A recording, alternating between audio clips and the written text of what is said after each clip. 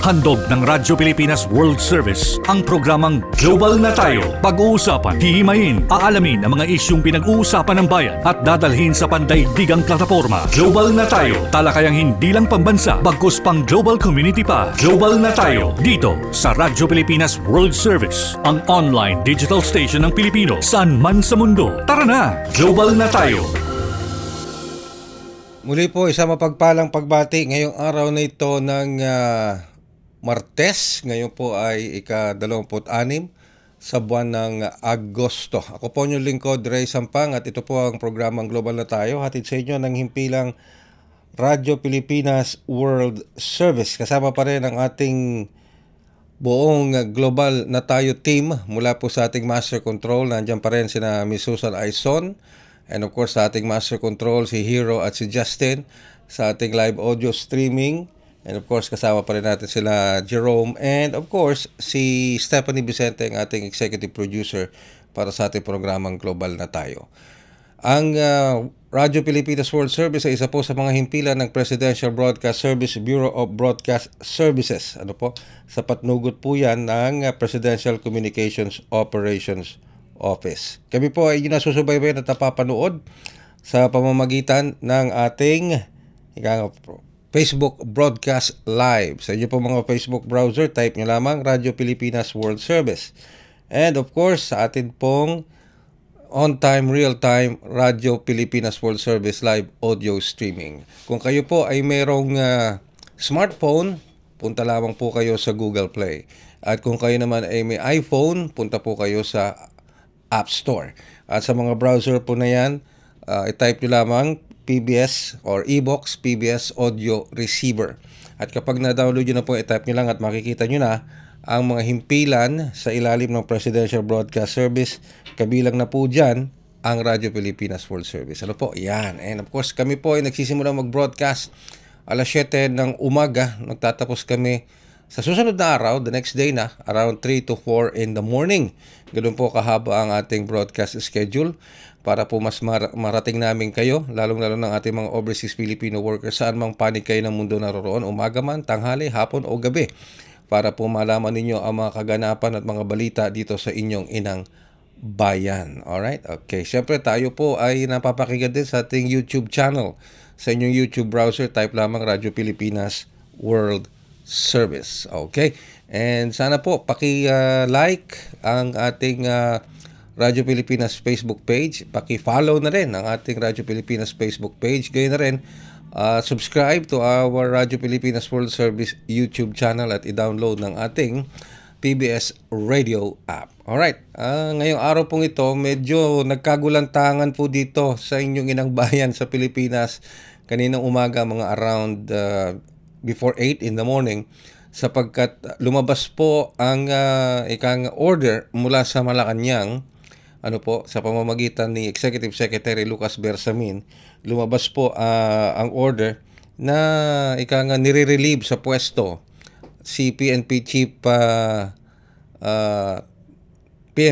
General Torre bilang hepe ng Philippine National Police. Effective immediately po yung pagre-relieve sa kanya.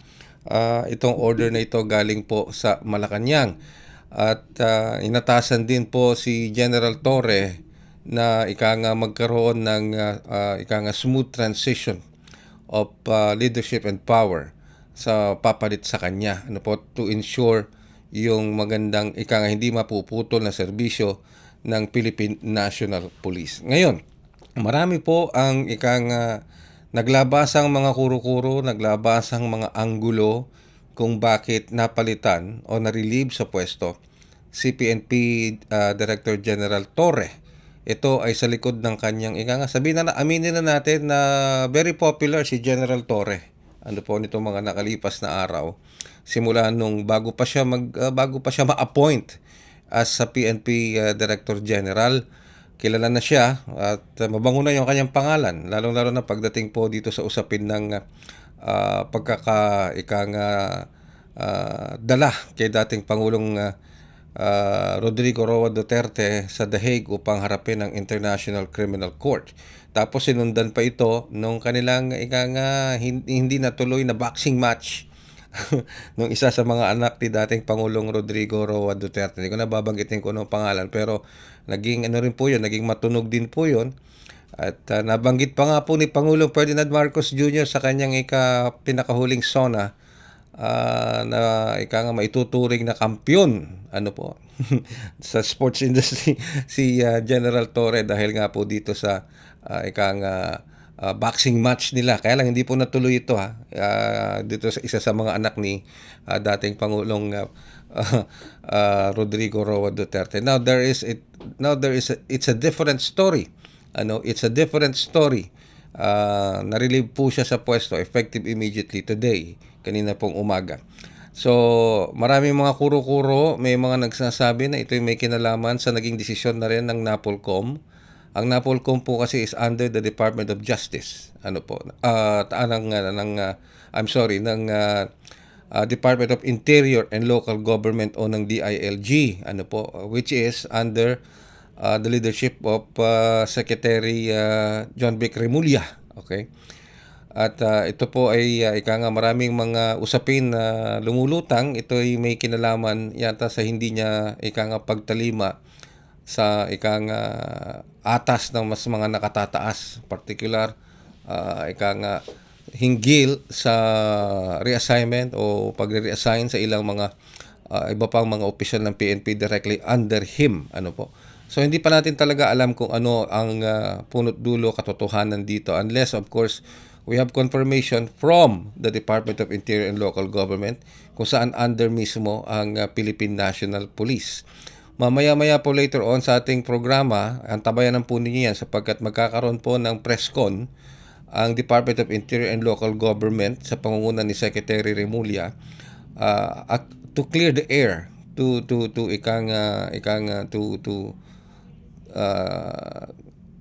clarify all matters leading to the relief ni PNP Chief General Torre bilang head ng Philippine National Police. At syempre may bago pong mamumuno muna sa PNP, sa Philippine National Police, while conducting this investigation regarding kay General Torre. So antabayanan po ninyo yan, Ihahatid po sa inyo ng inyong himpilang Radyo Pilipinas World Service through this program Global na Tayo para malaman po ninyo, yung ating mga kababayan, mga overseas Filipino workers, Filipinos living and working abroad, maging ng ating mga kababayan dito sa Pilipinas kung ano ba ang punot dulo nito, ano ba ang mangyayari sa Philippine National Police ngayon. Siyempre, ang tinitignan natin ngayon dito ay yung epekto nito sa hanay ng ating mga kapulisan, sa hanay ng ating PNP organization. Of course, will this have an effect on the moral level ng ating mga kapulisan? At will this have any effect on ongoing investigations ng PNP sa ilang mga kasong kanilang hinahawakan ngayon? At marami pang iba na maaaring dapat ma-address ng Department of Interior and Local Government patungkol po dito. So antabayanan po nyo yan. Antabayanan natin yan. Kami muna ay magbabalik, makalipas muna ang ilang paalala.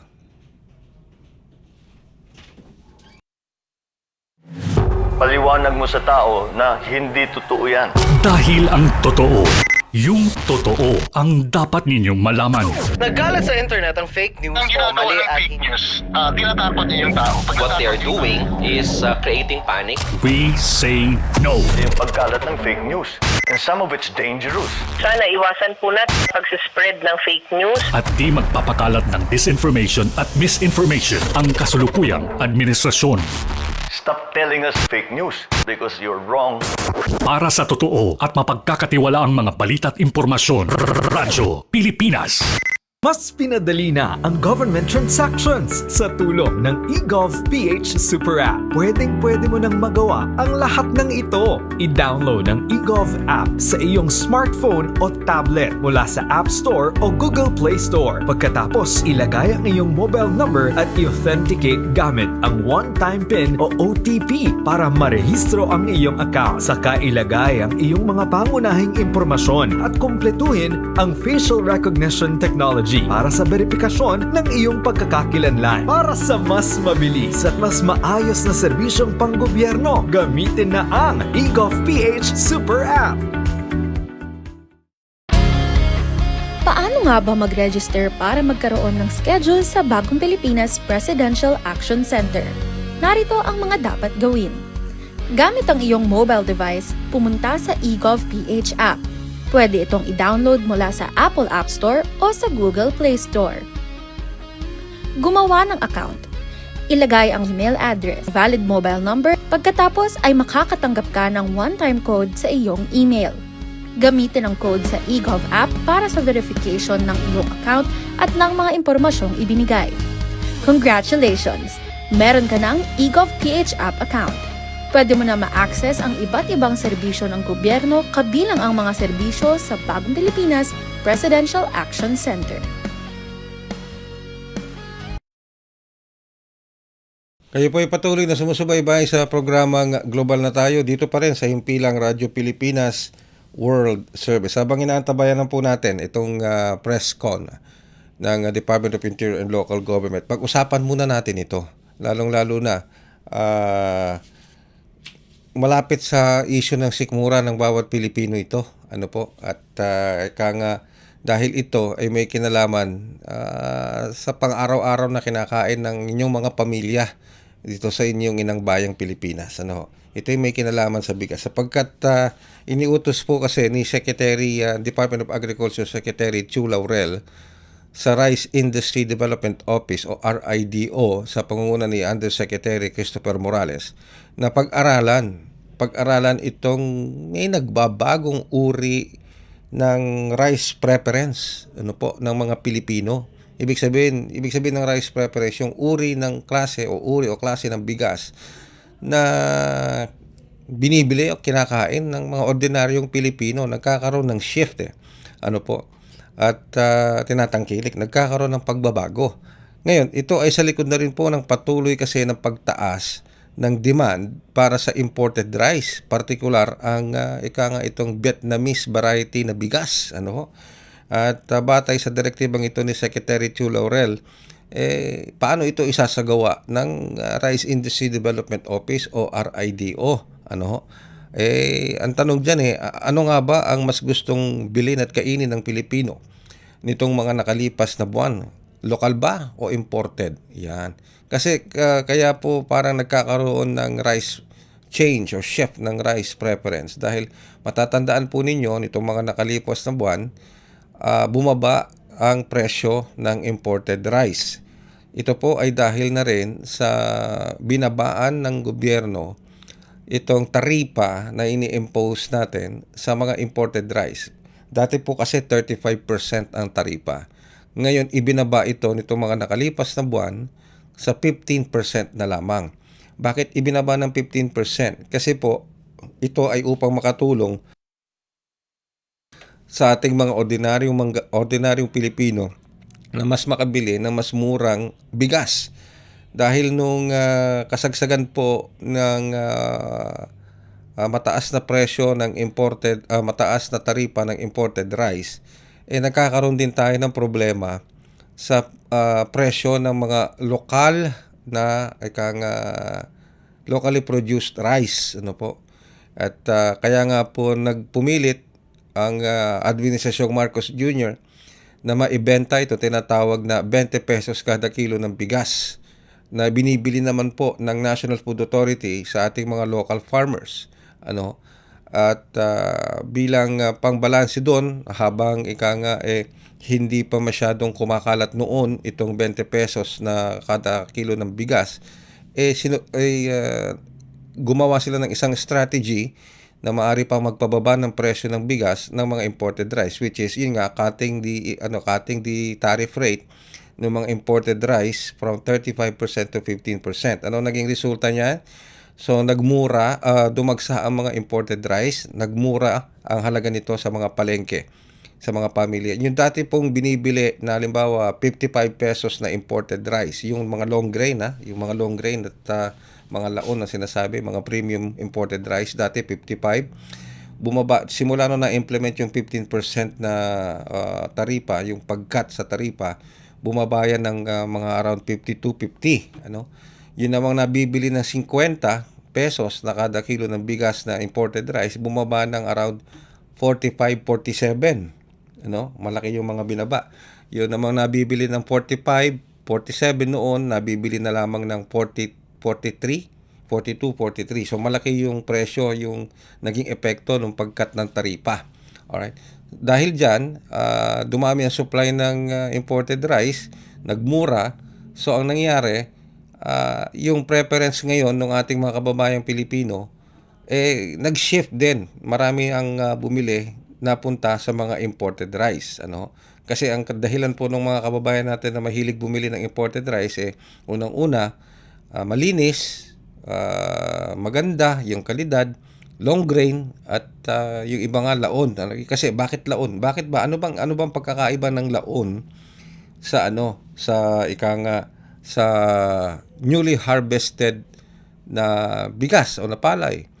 Kasi kami po sa probinsya, sa Tarlac sa amin, kapag sinabi mong newly harvested na rice yan, pag sinaing mo yan, malambot na malambot yan. Okay? Malambot yan. At hindi yan maalsa. Hindi maalsa yan. Okay?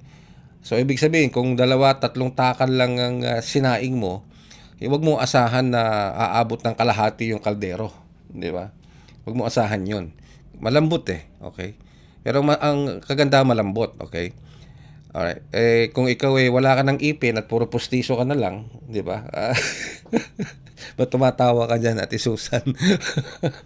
Di ba? Di ba? Ano yan? Pabor sa'yo yan, di ba? Kung mahilig ka sa malalambot na kanin, na madaling nguyain, alright? Melts in your mouth, yun yung mga bago na mga harvest na sinasabi. Ngayon, ano ba yung laon? Yung pong mga laon, yan po yung mga palay na matagal nang nakaimbak sa mga bodega. Di ba? Mga bumibilang na yan ng 1 buwan, 2 buwan, 3 buwan. Okay? Ngayon, pag sinaing mo yung laon, maalsa yan. Maalsa. Okay? Maalsa. Lalo na kung long grain. No? Maalsa yan. So, pag naggatang ka ng 2-3 takal ng bigas na laon, asa mo aangat yan. Okay? Ngayon, ano ba ang pero syempre, iba yung texture niyan, iba yung pag sinubo mo yan sa iyong bibig, iba yan, hindi yan malambot. Okay? Ngayon, bakit mas gusto ng karamihan sa atin ngayon ng laon? Kasi po, yung laon na bigas, na usually makikita natin sa mga imported ngayon, pwede silang gawing fried rice. Yan. Pwede silang gawing fried rice the next day. Halimbawa, nagsaing ka kagabi na parami yung saing mo, maraming natira. Hindi yan sayang kasi pwede mong isangag. Ngayon, hindi yan, pag sinangag mo yan, hindi yan malagkit. Kumbaga, parang maghihiwa-hiwalay kagad yan. Di ba? Ang sarap niyan para sa sinangag. Yan madalas ang ginagamit ngayon sa ibang mga restaurant, sa ibang mga kainan, sa mga, alam niyo na yung mga pares-pares sa tabi-tabi, yung mga pares, yan, madalas ngayon ginagamit yan. Okay? Yung mga laon na yan. Alright? So, yun ang pagkakaiba. Okay? So, ang problema ngayon is, nagkakaroon ngayon, ayon nga kay Secretary Chu Laurel ng Department of Agriculture, kaya inatasan niya ang Rice Industry Development Office na pag-aralan itong nagparatilang, nakikita nila na nagbabagong rice preference ng Pilipino from the newly harvested papunta sa mga imported rice. Yan. Okay? Kasi sabi nga nila, mas maganda na yung quality, tapos laon pa, medyo mura pa kumpara mo sa locally produced rice. Ang tanong ngayon dyan is ganito. Alright, depende sa magiging pag-aaral ng Rice Industry Development Office. Okay? Kung totoo nga nagbabago, sinasabi ko nga, kung totoo nga nagbabago na ang rice preference ng mga Pilipino, ano kaya ang magiging anong magiging epekto nito sa ating mga local farmers? 'Di ba? Ano magiging epekto niyan? Malaki ho pong magiging epekto niyan dahil of course liliit ang demand for locally produced rice, 'di ba? Yung mga nagtatanim, 'di ba? Hahanapin yung mga imported rice na mas gusto nila ngayon dahil mas mura at mas maganda yung kalidad. Okay? Hindi ko naman sinasabing inferior ang kalidad ng ating bigas sa kanila. The fact is, yung kasing nakagisnan nitong ating mga kababayan ngayon, itong mga nakalipas na buwan, especially first, second part of this year hanggang mga later part of 2024, yung mga imported rice, no? So, nagbabago ba ang panlasa? Ngayon, makakaapekto ba yan sa production natin? Bentahan ng locally produced rice? Of course, magkakaroon. Sapagkat syempre, yung demand, kung ang leaning ngayon ng rice preferences is for imported rice, paano ngayon yung mga locally produced rice natin? Di ba? So, magkakaroon ng less demand. So, pag nagkaroon ng less demand, magkakaroon ng oversupply. Pag nagkaroon ng oversupply, parang law of supply and demand lang yan. Pag mababa ang demand for locally produced rice, dahil nagsiship nga ang preference sa imported rice, ibig sabihin, ang tendency niyan, hihilahin niya pababa ang presyo ng locally produced rice. Pag hinila niya pababa ang presyo ng locally produced rice, mas bababa ang presyo na bibili ng mga private traders sa ating mga magsasaka. O pag bumaba ang presyo ng binaba ang presyo ng bilihan sa ating mga locally produced rice, sa ating mga magsasaka, liliit ang kita ng ating mga local farmers. So magkakaroon na naman ng problema, di ba? Okay. And isa pang tanong diyan is, ano magiging epekto nito kung ano man ang maging resulta ng pag-aaral ng Rice Industry Development Office? Ano magiging resulta nito, epekto nito dito sa nalalapit, tandaan po ninyo, nalalapit na 60-day suspension ng importation ng imported rice. Dahil sa September po, ilang araw na lang yan, September na, magsisimula na po yung 60-day suspension ng importation ng imported rice. Now, if the study finds out that there is a growing large demand for imported rice, tapos magkakaroon tayo ng suspension ng imported rice for 60 days, ano magiging epekto niyan sa merkado? Ano magiging epekto niyan sa supply? Di ba? Ng mga imported rice na binibili ng ating mga kababayan. Dahil nga, ulitin ko, dahil mas mura, maganda rin naman ang kalidad, at yung iba nga, lumalaki na yung preference para sa laon. Di ba? Okay. So, maraming dapat tignan dyan na mga aspeto. Kaya antabayan na natin, we are trying to coordinate with the Rice Industry Development Office sa opisina ni USEC kaya Christopher Morales para malaman natin kung paano isasagawa ng RIDO itong pag-aaral na ito na binigyan direktiba mismo ni Secretary Chu Laurel, kalihim ng Department of Agriculture. Para malaman na rin po, kaya po kasi ginagawa ito ngayon ni Secretary Chu Laurel, para malaman, maiplano ng mabuti kung ano ba, paano didiskartehan ang pagpasok ng mga imported rice sa bansa. Lalo na para matugunan din naman yung mga pagbabago sa rice preference ng mga Pilipino kung may pagbabago man. Pero ang tanong ko ngayon sa inyo, ikaw Ti Susan, tanungin ko, anong mas gusto mo? Bagong ani na bigas o laon? Laon. Bago. Gusto niya ng bago. Kasi nga, may di ba? Kulang, gusto niya ng malambot. Ayaw niya ng matigas. Kasi matagal na panahon na siyang kumakain ng matigas. Okay? Di ba? So gusto naman niya ngayon malambot. Okay? Sige. Alright. Ikaw, Jerome, anong gusto mo? Bagong saing o laon? Bago din. Bago din. Oo, yan. Sige. Pero kompleto pa naman na ipin yan, di ba? Wala. Okay. Okay, sige. Alright. Ngayon, kayo, yung mga nakikinig sa atin. Ewan ko lang kung si Step, kung anong gusto niyan. Laon ba? O ano? O bagong saing? Bagong saing. Bagong ani, Step. Anong gusto mo? Laon o bagong ani na bigas? Bago ba? Lahat sila bago. Parang parang tama ba yung assessment ni Secretary Chu Laurel? Pag-aaralan pa naman ho yan. Okay? Si Justin, ito, di ba? Taga Laguna? Yan, yun? Rice granary pa rin ng Pilipinas yan. Marami pa rin nagtatanim ng bigas dyan, ng palay dyan. Ikaw, Justin, anong mas gusto mo? bagong saing o bagong harvest o yung pangapalay na laon? Bigas. Ha? Ano? Bago din. Lahat sila bago. Pero tataka ko, kompleto naman ng mga ipin nito, mga to. Mga bata pa naman to. Ako kasi ang gusto ko laon. Yan. Ang gusto ko yung maalsa. Yan. Na bigas, na long grain, na maalsa. Yan. Kasi pag sinaing ko yan, lalagyan ko ng butter sa ibabaw. Okay, yun. Kaya, biro mo, naghihiwa-hiwalay kagad yun, no? Yung bigas, no? Yung bigas. Yung kanin, naghihiwa-hiwalay kagad yun. Hindi yun nagdidikit-dikit. Yan. Para kang kumakain sa isang 5-star hotel. Yan, mga ganon, di ba? Oh. Okay. Oh. Sige. So, karamihan pa rin gusto is bagong ani ng bigas. Okay. Wow, so suportado pa rin natin ang ating mga local farmers para dyan.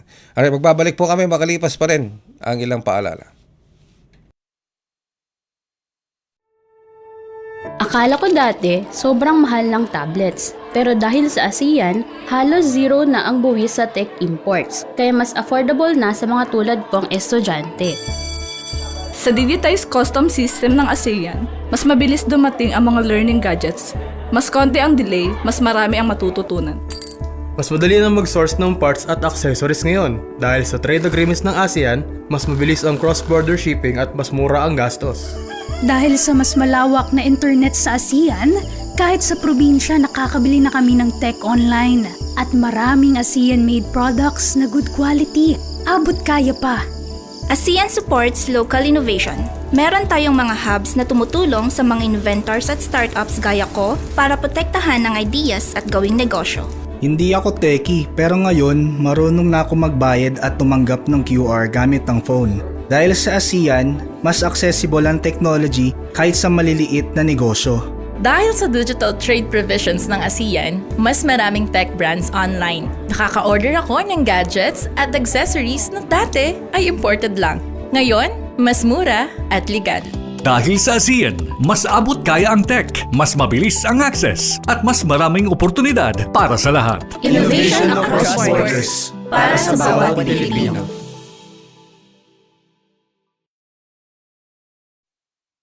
Time to celebrate kulturang Pinoy, tradisyon, musika, sining, literatura at iba pa. Anything and everything fun and Filipino. Ito ang Pinoy Kultura.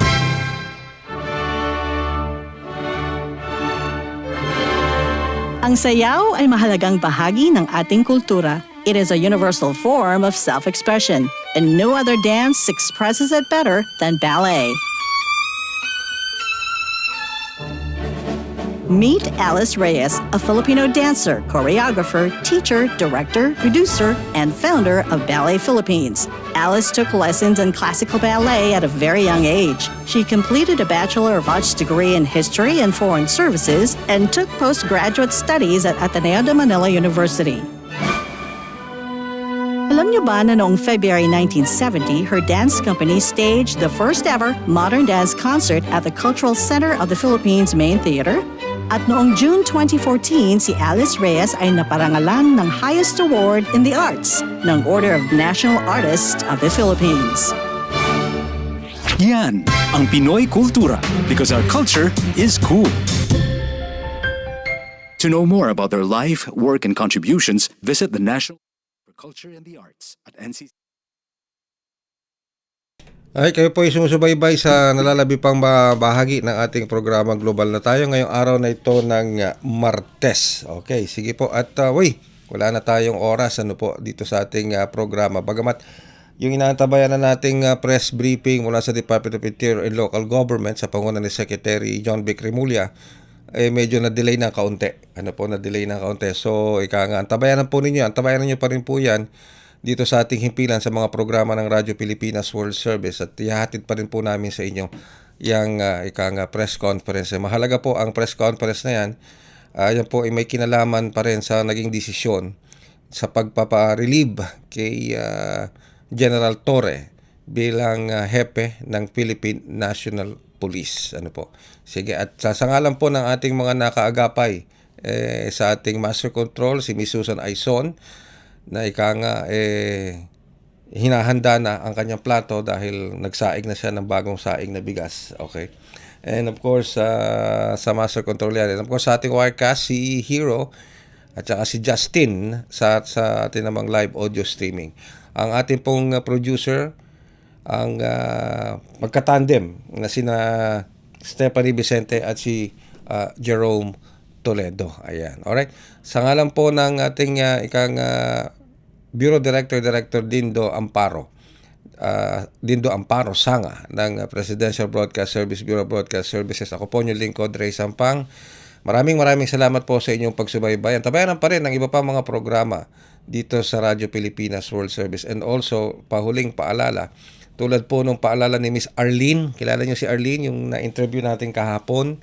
Yan. Arlene Navarro, di ba? Si Miss Arlene Navarro. Hi Arlene, sana nakikinig at nanonood ka sa mga oras na ito. Yung kanyang apat na paalala niya sa ating mga kababayan, sa ating mga overseas Filipino workers. Ano yon, Step? Sasabihin mo, I'm sorry.